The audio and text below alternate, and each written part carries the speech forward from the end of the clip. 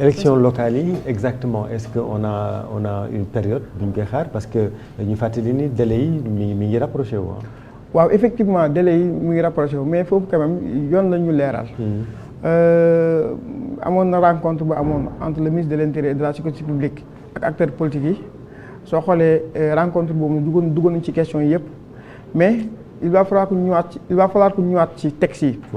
maanaam dañ ne élection yi boo xoolee article yi nga visé. ci protocole bi article L 236 ak 265 du code électoral. dañoo wax ni carrément élection yi dafa war a am boo xoolee 30 jours avant l'expiration du mandat. Des maires et des conseillers départementaux. Maintenant jotagul ba léegi nii soo jëlee fourchette bi le président de la République est dans les délais.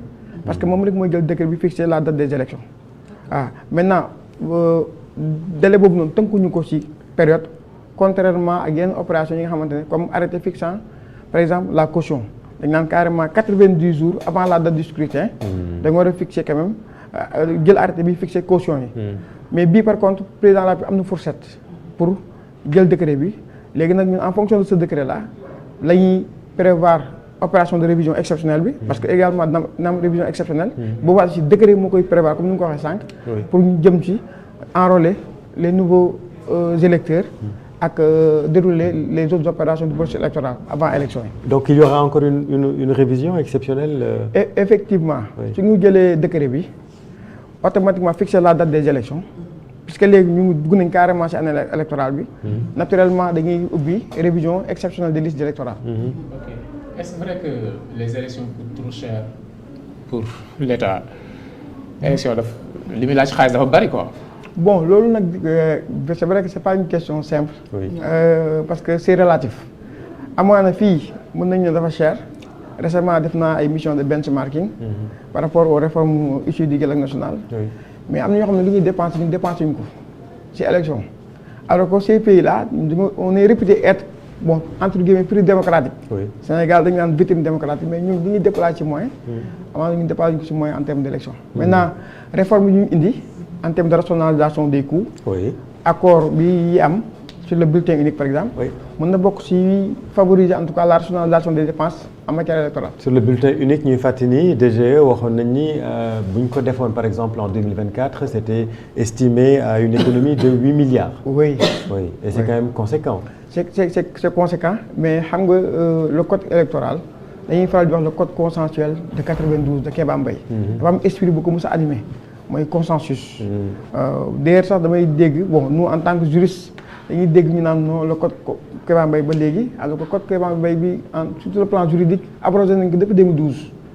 D'accord. Mais esprit bi le consensus. ba léegi ñu ngi ko préserver. mooy penco bi. Maintenant accord yi ñu jógee yi weesu quand même amoon nañ accord sur le bulletin unique. Donc nekkul loo xamante ne état président de la République moo ko imposé.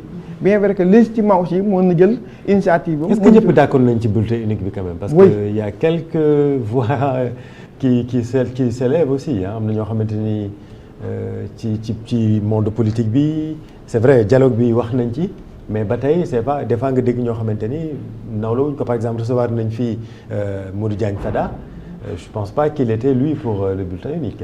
Oui vous savez xam nga ñun dañu naan chaque période am na lu koy marqué. woote woon nañ dialogue def nañ dialogue bi nit ñi accordé woon nañ ci ay points. comme aussi am na ay points de désaccord léegi ñun administration électorale ñun ci loolu moo ñu guidé si léegi mën a yem. le reste nag appréciation acteur politique yi la. Effectivement mën nañu am accord tenter revenir sur bon. mais loolu dem ba ci biir ne non finalement d'accord pour des raisons des fois voilà ñun quand même rapport général bi quand même rapport man maa nekkoon rapporteur général du dialogue national. D'accord. Et de passage maa ngi nuyu membre directoire bi yëpp. Mais rapport bi quand même y a tous le les éléments d'accord. Le facilitateur général docteur Cheikh Gueye. Après rapport bi aussi amoon na comité de rédaction des textes. Bon ñun ñëpp maa ngi leen di nuyu au passage si émission. alors man damay ñëwaat toujours ci li nga xamante ne moom mooy ci élection yu ñu jëm ni ndaxte suñu seetloo la plus grande partie des inscrits en 2025 sont des jeunes ñu ci bëri ñu ngi door a mën a am capacité voter am seen carte et gis nañ ni que jamono ji dañoo nekk ci jamono numérique est-ce que prévoir ngeen aujourd'hui ay yëf yoo xamante ne par exemple ay envoi de SMS pour mën a permettre ñooñu mën a ñu récupérer seeni ay carte ngir ñu mën a dem voter ji.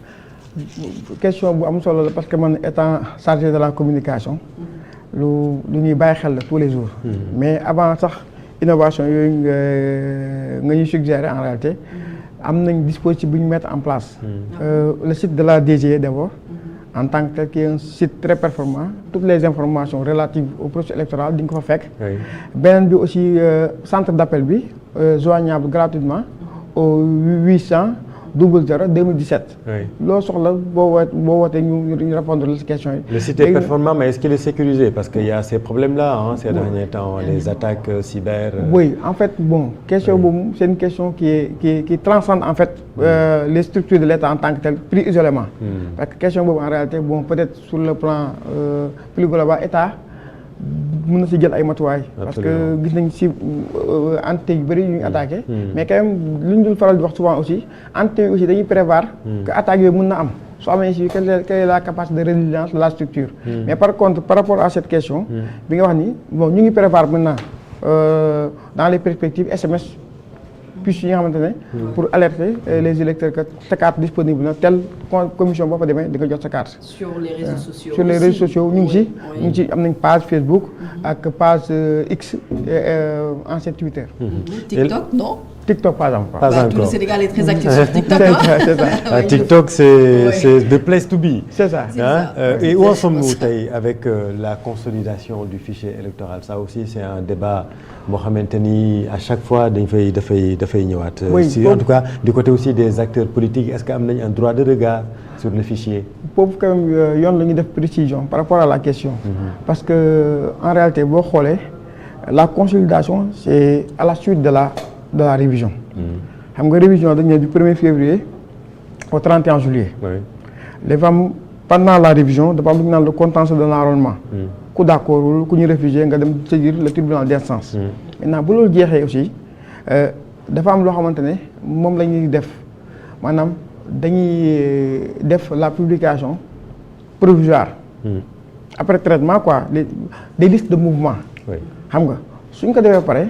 képp koo xam ne aussi gisoo sa bopp wala ñu bindee sa tur dafa am erreur nga defaat réclamation après ñu publier ñu def la publication définitive xam nga léegi nag dans ce cas d'espèce dans ce processus on est dans la révision maintenant révision bi day aboutir à la mise à jour du fichier électoral maintenant fichier électoral du dara lu dul pour faire simple l'ensemble des inscrits des électeurs et plus la carte électorale parce que man électeur actuellement on est plus de 7 500 000 électeurs inscrits sur les listes électorales. 1,5 million. waaw plus de 7 500 000. ok maintenant li ma mën a wax foofu aussi mooy que ni soo jëlee fichier électoral bi en tant que tel acteurs politiques yi effectivement le code électoral en son article L49 dafa prévoir carrément que ni le droit de regard des acteurs politiques sur le fichier électoral. maintenant accords yu ñu jógee également sur le dialogue national. bien vrai que décret boobu ba léegi jusqu'à présent mosuñu ko jël. mais administration est prête en tout cas. pour rendre accessible en tout cas ku ñëw vérifier l'état du fichier électoral. mais leen lu ñu ci mën a yokk aussi mooy réforme yu ñu jëm dina permettre quand même cette question là ñu dépassé ko. parce que aussi dans le cadre du dialogue on avait soulevé cette problématique. réforme yi ñuy jëm am na solo par exemple gis nañu les 4 avant-projets de loi yi nga xamante ni publier nañ ko pour partager ko avec tous les acteurs ñu fàttali ni juriste nga encore une fois bokkul ci protocole bi mais je profite de votre expertise est-ce que ban lecture nga ci am en tant que juriste. bon balaa ma cee def lecture parce que dañoo def. avec les appréciations du Conseil constitutionnel. oui dañoo def avant-projet. mais balaa ñu def avant-projet man le 9 mai 2025 boobu ñu ngi préparé dialogue bi le président de la République daf ñu autorisé woon ñu def le lancement de la plateforme Jubbanti. oui.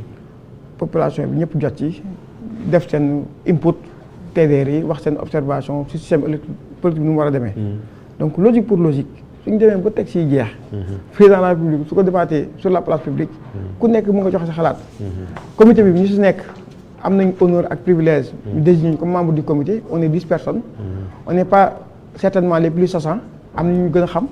ñun ñu amaana bu ñu jotee texte yi pour le bien pour la consolidation des textes en tout cas ñoom mën nañu apporter seen input.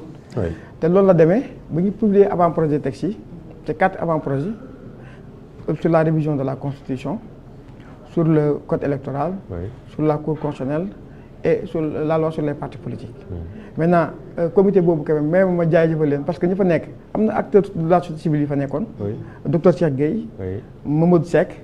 et Thiabachi Camara ñooñu ay acteurs de la société civile yi fa nekkoon.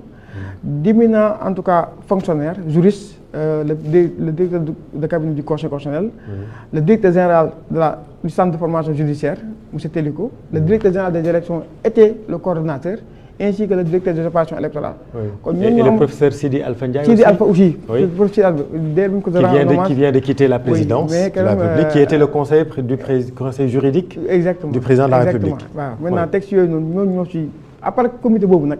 am na benn comité bu ñu féete kaw xamante y avait même des ministres comité de relecture. waaw bu loolu weesoo nag c'est le président quand même publier texte yi. maintenant texte yi dafa am innovation yu bëri ci am bon je vais prendre le cas du code électoral. quand même code électoral bi da ngay xam ni combinaison la de 3 éléments. génn ci 3 éléments yi noonu. accord yu ñu d'accord ci dialogue bi yëpp dañ ko impacté. beneen bi mooy la mise à jour même du code électoral parce que si yoo leen fàttali ko jëloon nañu fi benn loi constitutionnelle abrogé le haut conseil des collectivités territoriales. mais dispositions yooyu mu ngi woon ci code électoral ba léegi. donc il fallait nga xool toutes les dispositions désuètes obsolètes ñu enlever ko ci code bi beneen bi arbitrage foog mu am désaccord bu amee il faut mu am arbitrage. arbitrage bi dañ koy bàyyi à l'appréciation du président de la République. mais innovation yooyu nag yëpp day renforcer pour man la démocratie à la résilience du système électoral sénégalais.